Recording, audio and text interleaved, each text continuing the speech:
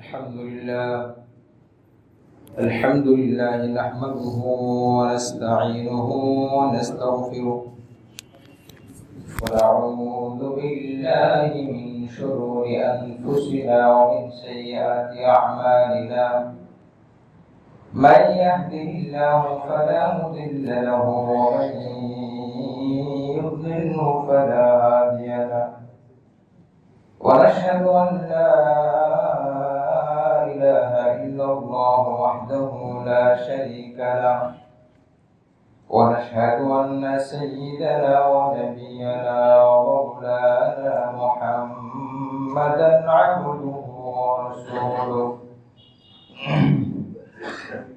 أما بعد فأعوذ بالله من الشيطان الرجيم بسم الله الرحمن الرحيم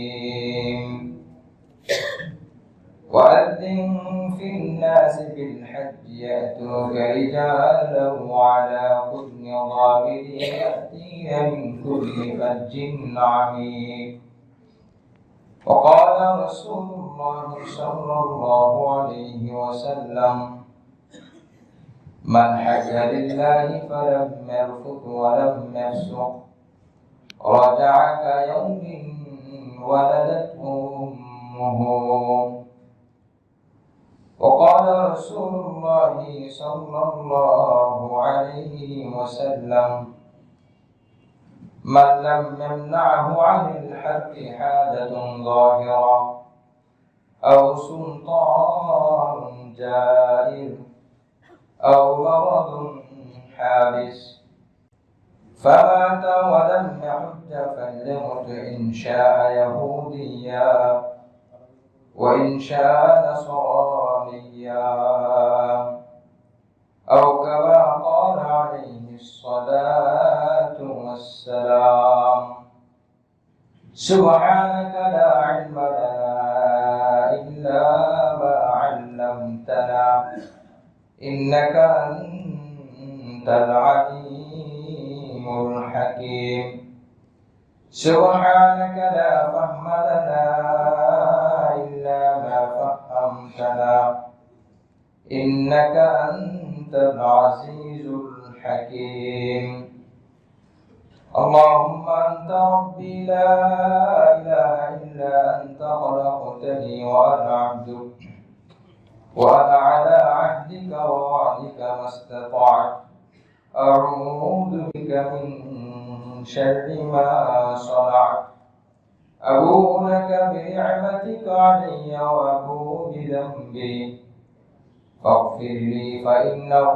لا يغفر الذنوب إلا أنت أكبر درود شريف اللهم صل على محمد وعلى آل محمد كما صليت على إبراهيم وعلى آل إبراهيم إنك حميد مجيد اللهم بارك على محمد وعلى آل محمد كما باركت على إبراهيم وعلى آل إبراهيم إنك حميد مجيد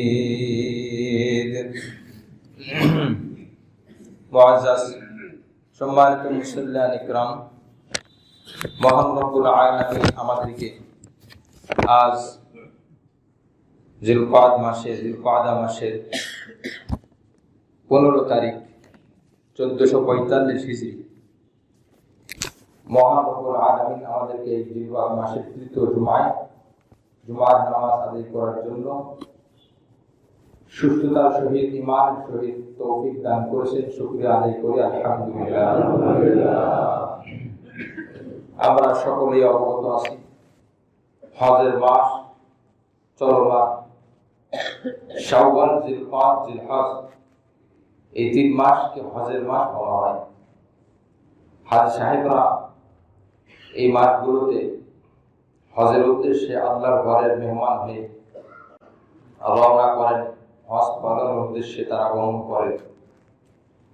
এই বরকতময় মাসে হজের কারণে এত ফজিলত, হজের কারণে এই মাসের গুরুত্ব বেশি, যেহেতু এটি হজের মাস বলা হয়।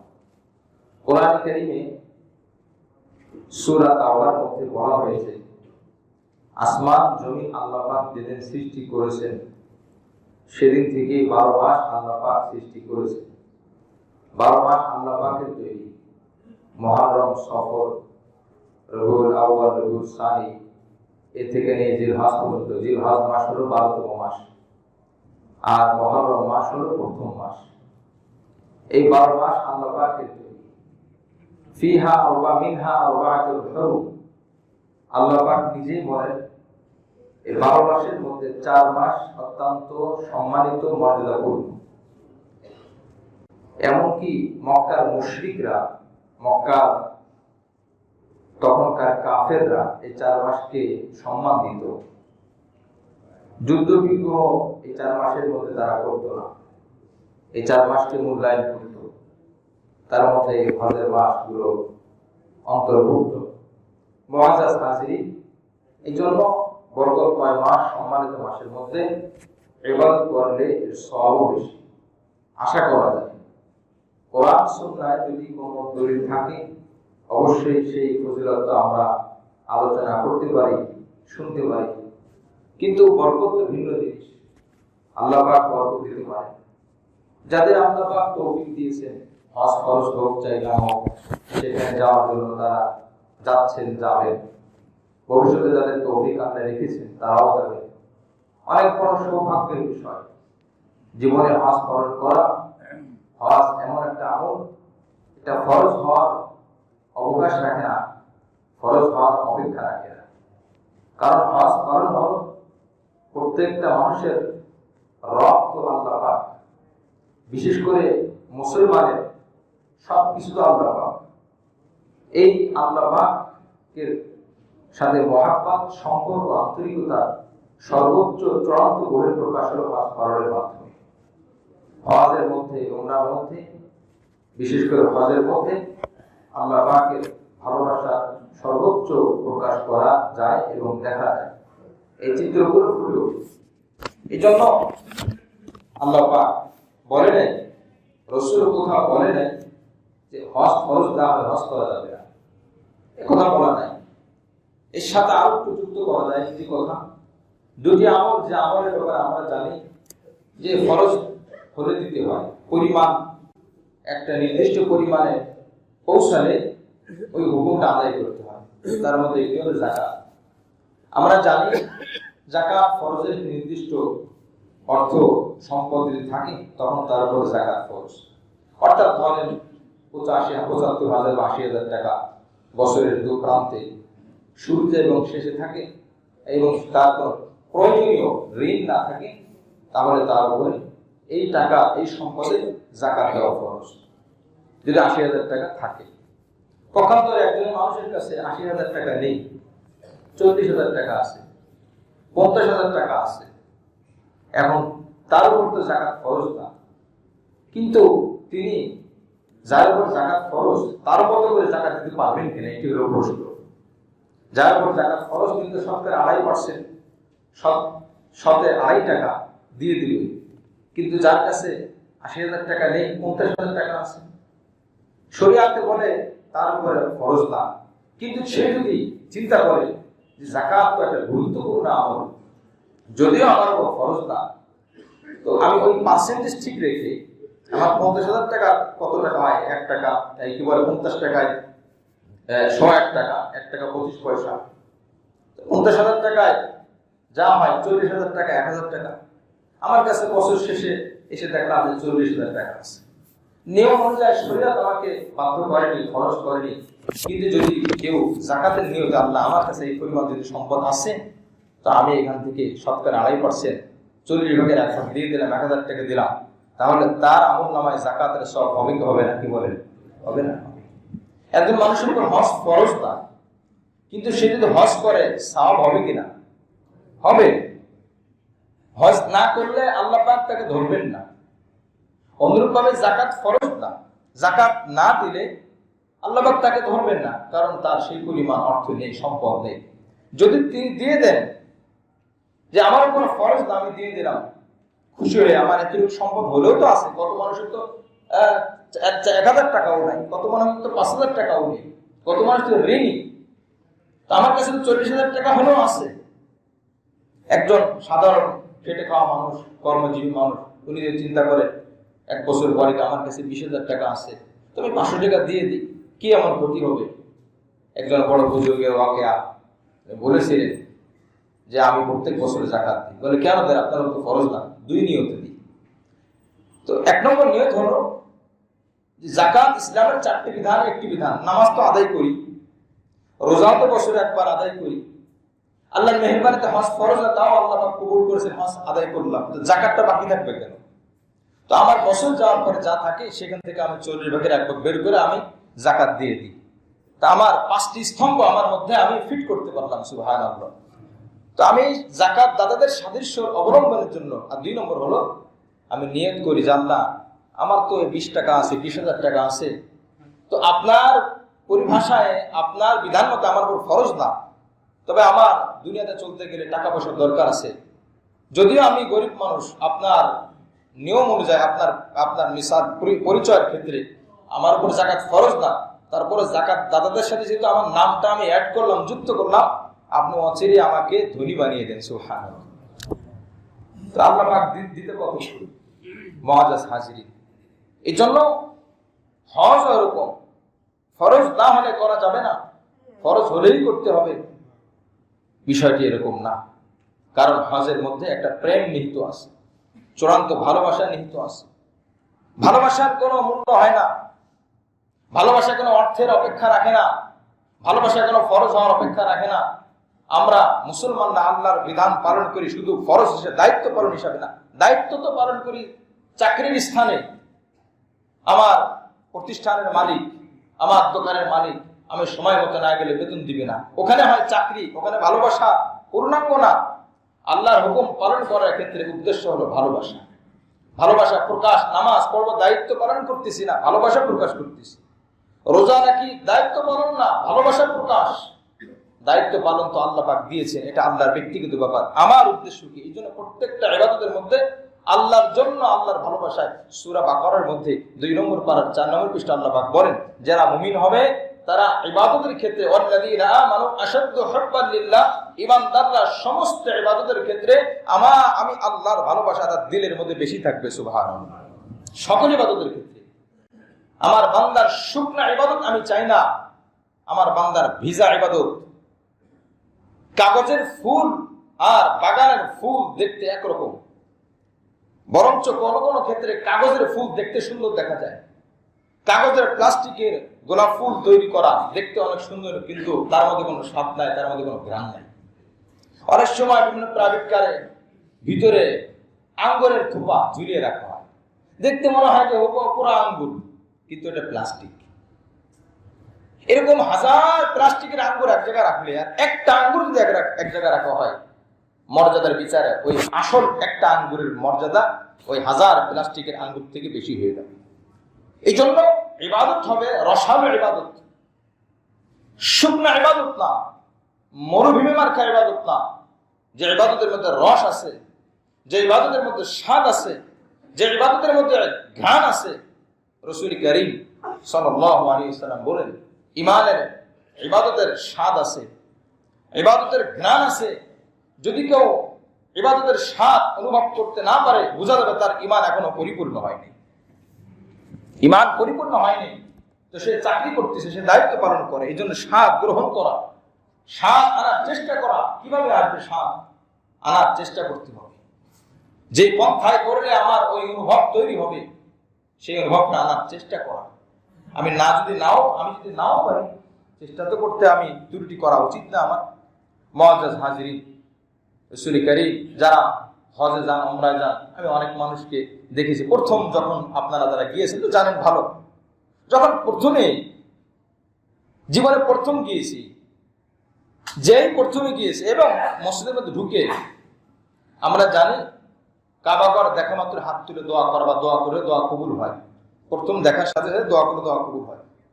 কঠিন দিলের অধিকারীও যদি হয়, শক্ত দিলের অধিকারীও যদি হয়, উনি ঢুকছেন মসজিদে হারামের মধ্যে, মসজিদে হারামে ঢুকে যখনই মাথা পা দিবেন, তো কাবার দিকে যখন তার দৃষ্টি পড়ে, তার ইমানের সে জ্বর ধাক্কা মারে, ইমানের মধ্যে আঘাত করে।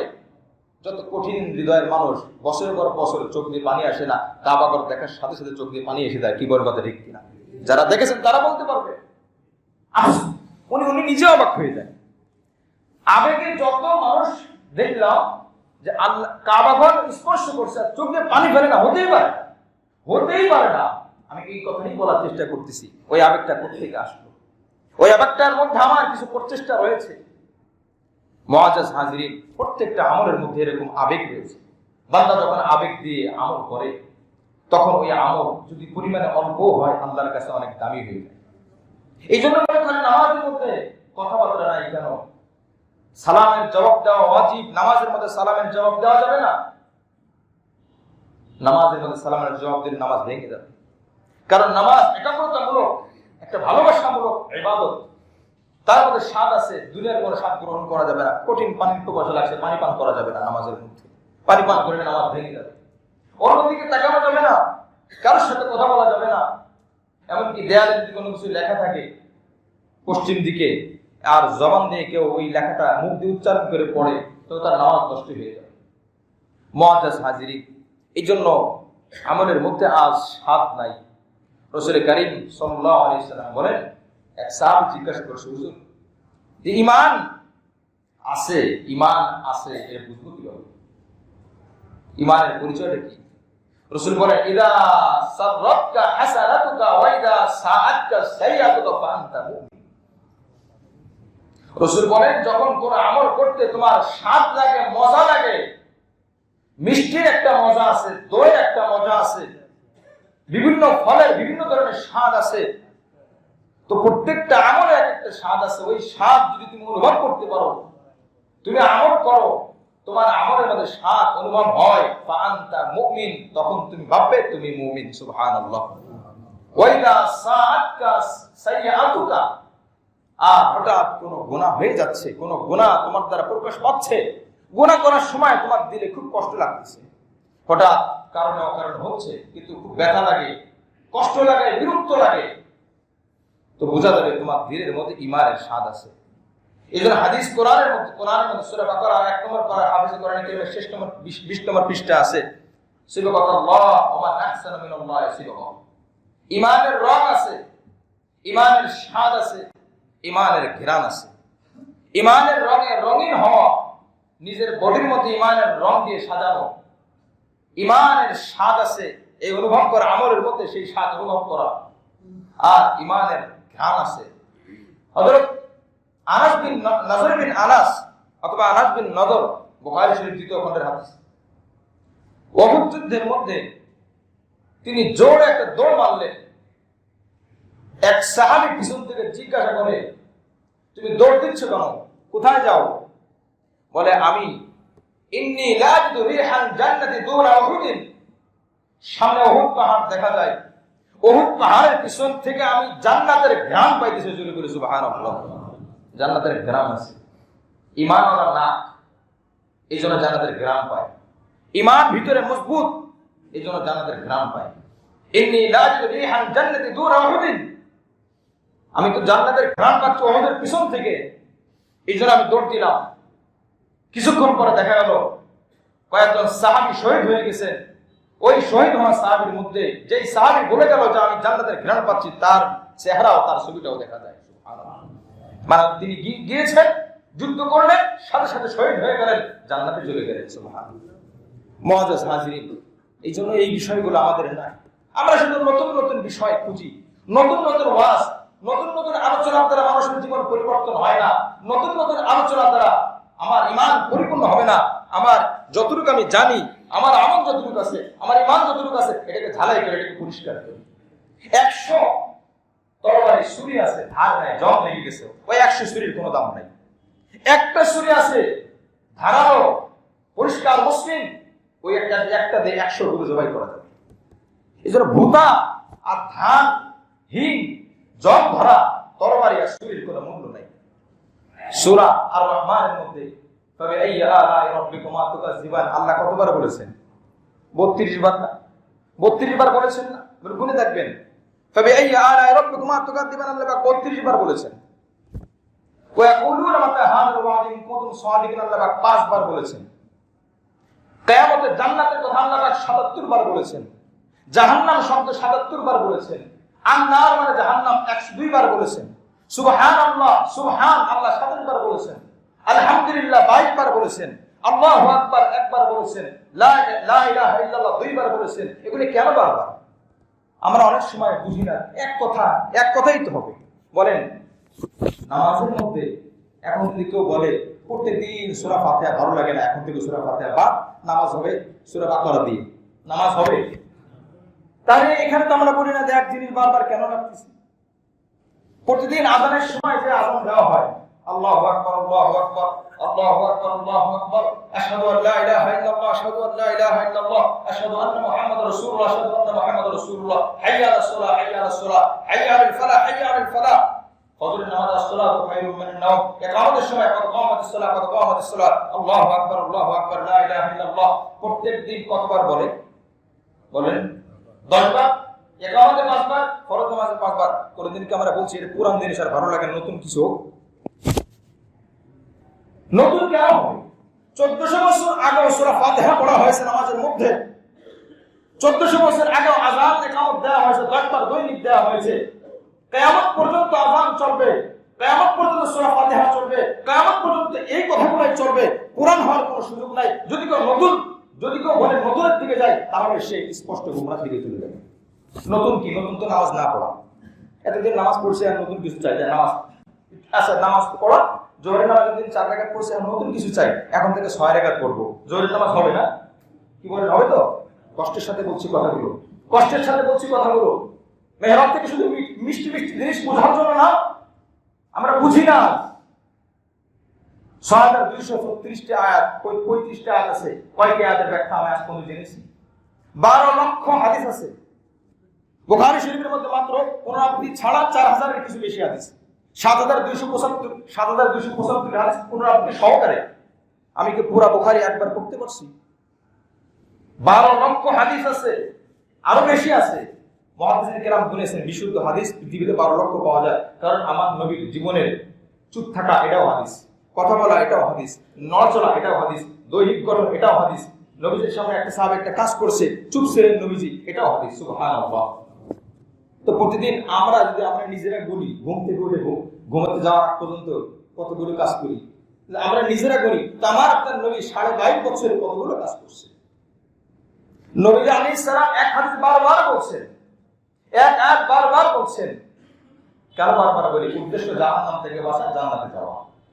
এজন্য মনে রাখবেন, জানার অভাবে মানুষ মানে না এটা বিষয় না।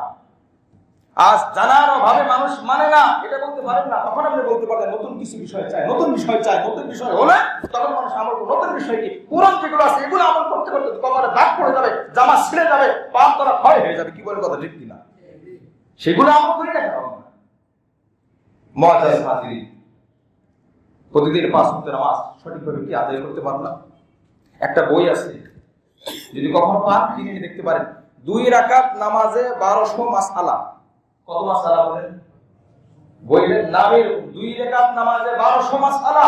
100 মাসআলা আপনি আমাকে জিজ্ঞেস করলে তো আমি পারবো না, কিন্তু বেসিক যে বিষয়গুলো আমি জানি সেইগুলো জানার চেষ্টা করতেছি। ফরজ নামাজে বাহির ভিতরে 13 ফরজ, ভিতরে 14টি ফরজ। এই 14টি ফরজ আমরা তো কতবার জানি, কিন্তু ঠিকভাবে আদায় হচ্ছে কিনা খেয়াল করছি।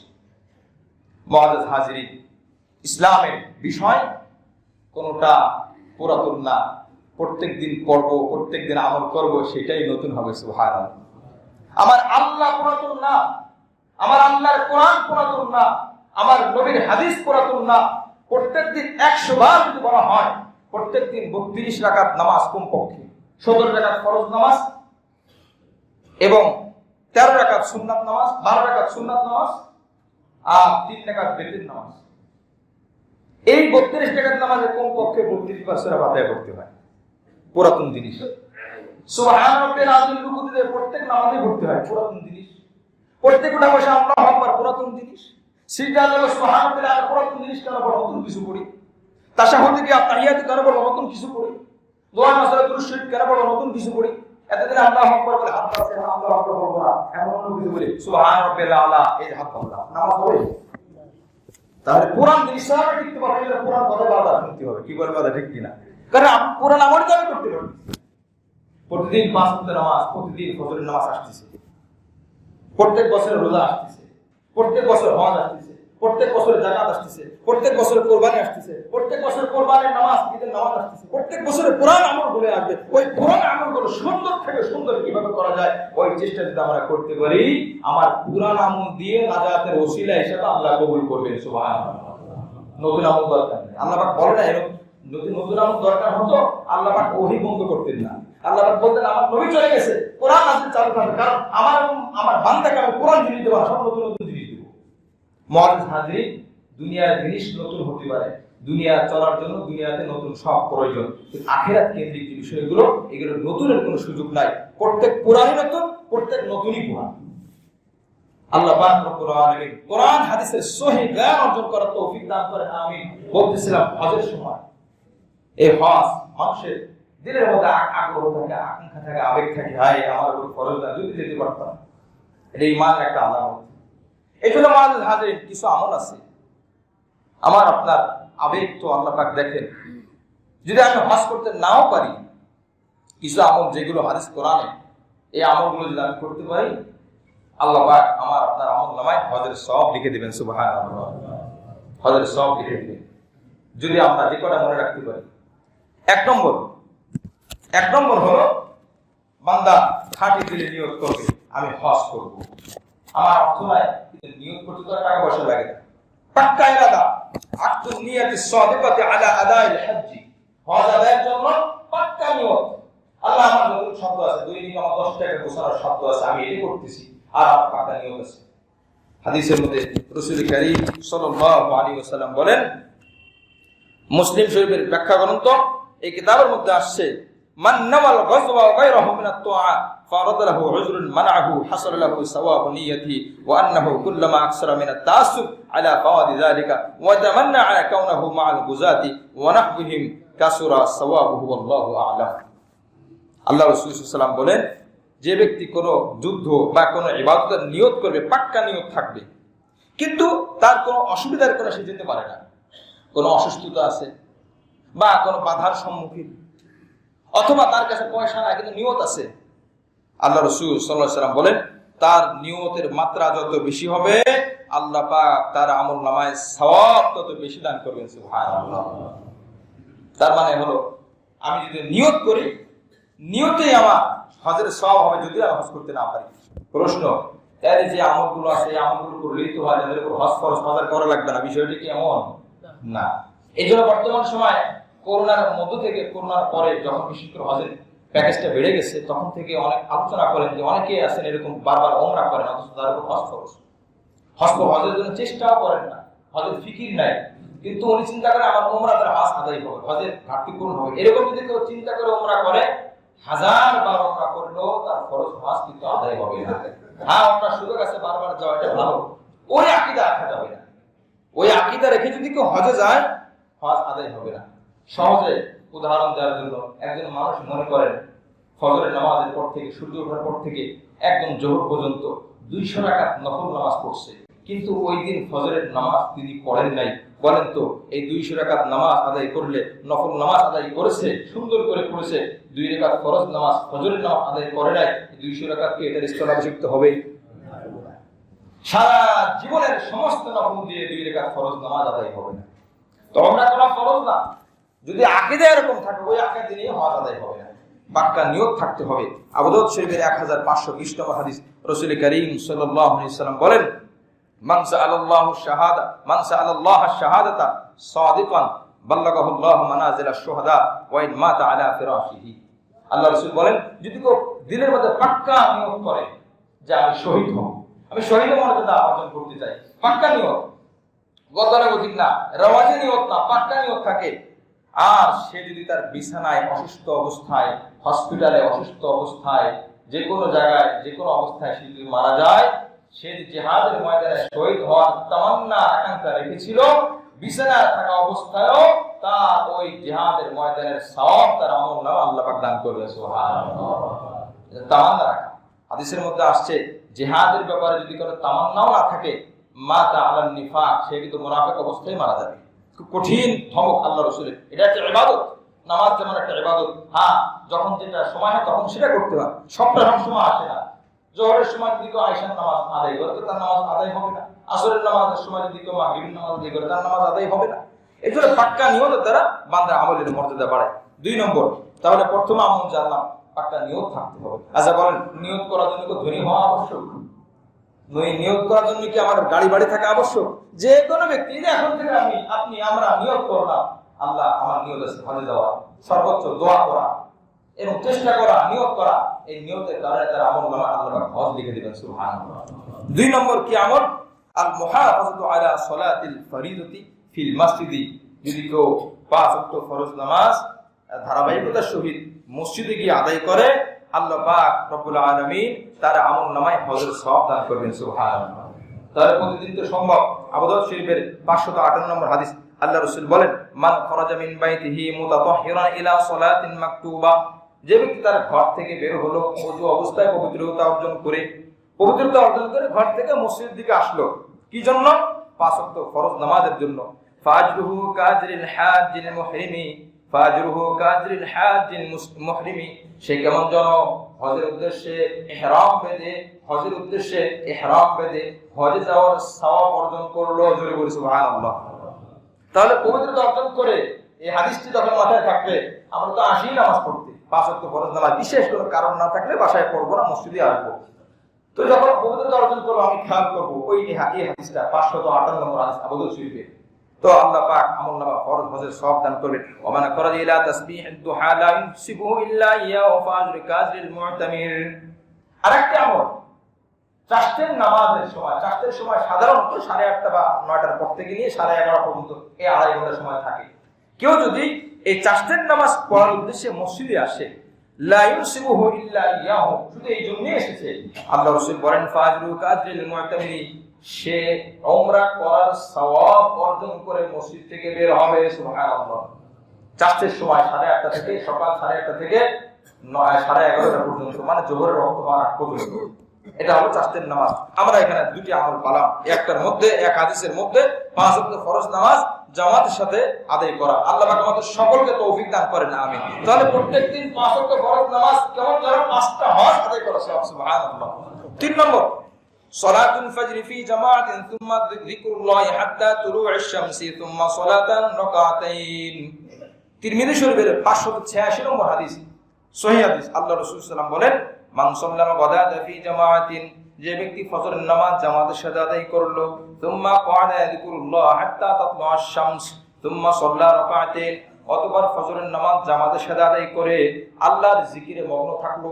যদি করার কারণে সে বাইরে যায় কিন্তু জিকির করে, অথবা যখন ইশরাকের সময় হয়, সূর্য ওঠার সময় থেকে 15 মিনিট পরে ইশরাকের সময় হয়, এই টাইমে যদি কেউ তুম্মা সাল্লা রাকাতাইন, 2 রাকাত নামাজ আদায় করে, আল্লাহ রাসূল বলেন ফজরের নামাজ জামাতের সাথে আদায় করলো, এরপর সূর্য ওঠার আগ পর্যন্ত সে জিকির আজকারে মগ্ন থাকলো, সে চলাফেরা আছে, জিকিরে আছে, সে মসজিদে বসে আছে, জিকিরে আছে, এরপর 2 রাকাত নামাজ আদায় করলো, আল্লাহ রাসূল বলেন কারাত লাহু কাজরি হাজ্জাতিন ওয়া উমরা, কারাত লাহু কাজরি হাজ্জাতিন ওয়া উমরা। ক্বালা রাসূলুল্লাহ সাল্লাল্লাহু আলাইহি ওয়াসাল্লাম তাম্মাতিন তাম্মাতিন তাম্মাতিন।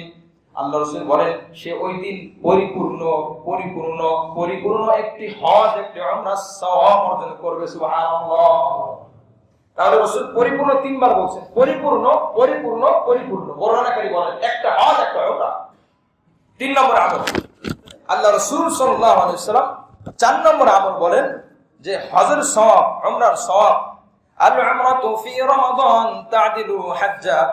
আল্লাহ রাসূল সাল্লাল্লাহু আলাইহি ওয়াসাল্লাম বুখারী শরীফের মধ্যে বলেন 1782 নম্বর হাদিস, বুখারী শরীফের 1782 নম্বর হাদিস। আল্লাহ রাসূল বলেন একজন মহিলাকে কে তোমাকে বাধা দিয়েছে আমার সাথে হজ করা থেকে? ইবনে আব্বাস থেকে বর্ণিত। قال رسول الله صلى الله عليه وسلم لامرأة من الأنصار, এক আনসারী মহিলাকে জিজ্ঞেস করলো, মা মানাকি আন তাহুজ্জিনা মা'না, আমার সাথে তুমি হজে কেন যাওনি? রাসূল কারীম সাল্লাল্লাহু আলাইহি ওয়াসাল্লাম কত হিজরিতে হজ করছেন? 10 হিজরিতে।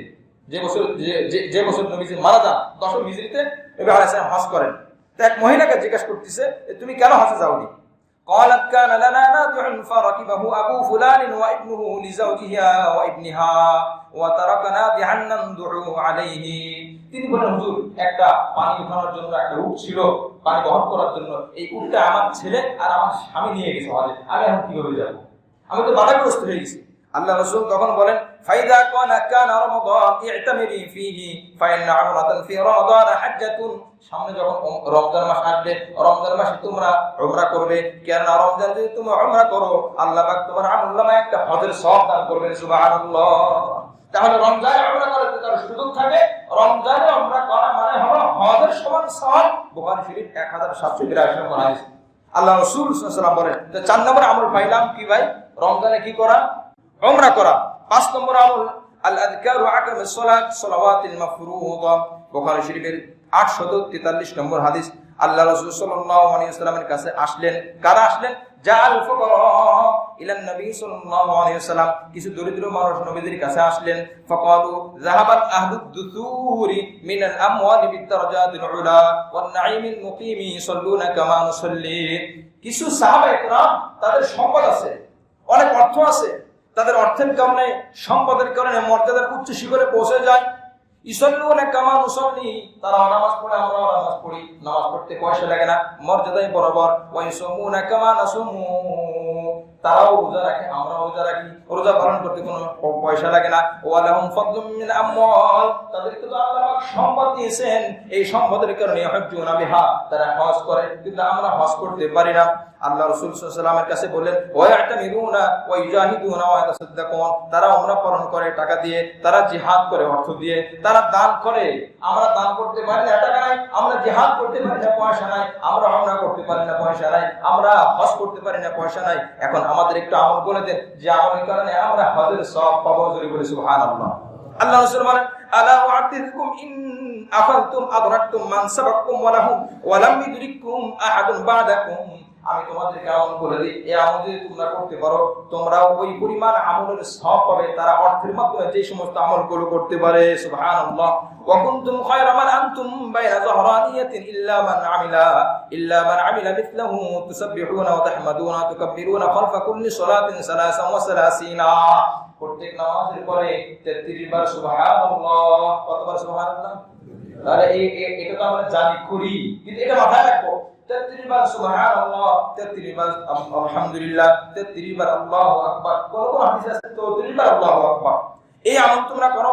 ফাখতালাফনা বাইনানা ফাকালা বা'দুনা নুসাব্বিহু 33 ওয়া নাহমাদু 33 ওয়া তুকাব্বিরু 34 ফারজাতু ইলাইহি ফাকালা তাকুল। আল্লাহ বলে দিলেন, তোমরা ওই যে টাকা পয়সার অভাবে যে আমলগুলো করতে পারো না, তোমরা যদি তাসবিহগুলো ঠিকভাবে আদায় করো, আল্লাহ পাক তোমাদের আমলনামায় ওই অর্থের কারণে যে সমস্ত আমল করতে পারো, ওই আমলের সওয়াব তোমাদের আমলনামায় দান করবেন। সুবহানাল্লাহ।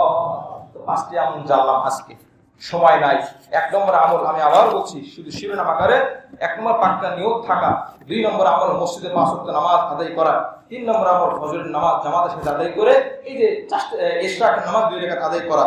4 নম্বর আমল রমজানে উমরা করা যদি সামর্থ্য থাকে। 5 নম্বর আমল 5 ওয়াক্ত নামাজ পড়ে কি করা? 33 বার সুবহানাল্লাহ, 33 বার আলহামদুলিল্লাহ, 33 বার আল্লাহ, 34 বার আল্লাহু আকবার। এই আমলগুলো যদি আমরা করতে পারি, আল্লাহ পাক আমাদের আমলনামাও হজ এবং উমরার সওয়াব দান করবেন। যদি বলি সুবহানাল্লাহ। তার টাকা নিয়ত থাকে, আল্লাহ পাক আমাদের সকলকে তার প্রিয় বান্দা হয়ে এবং হজ উমরা করে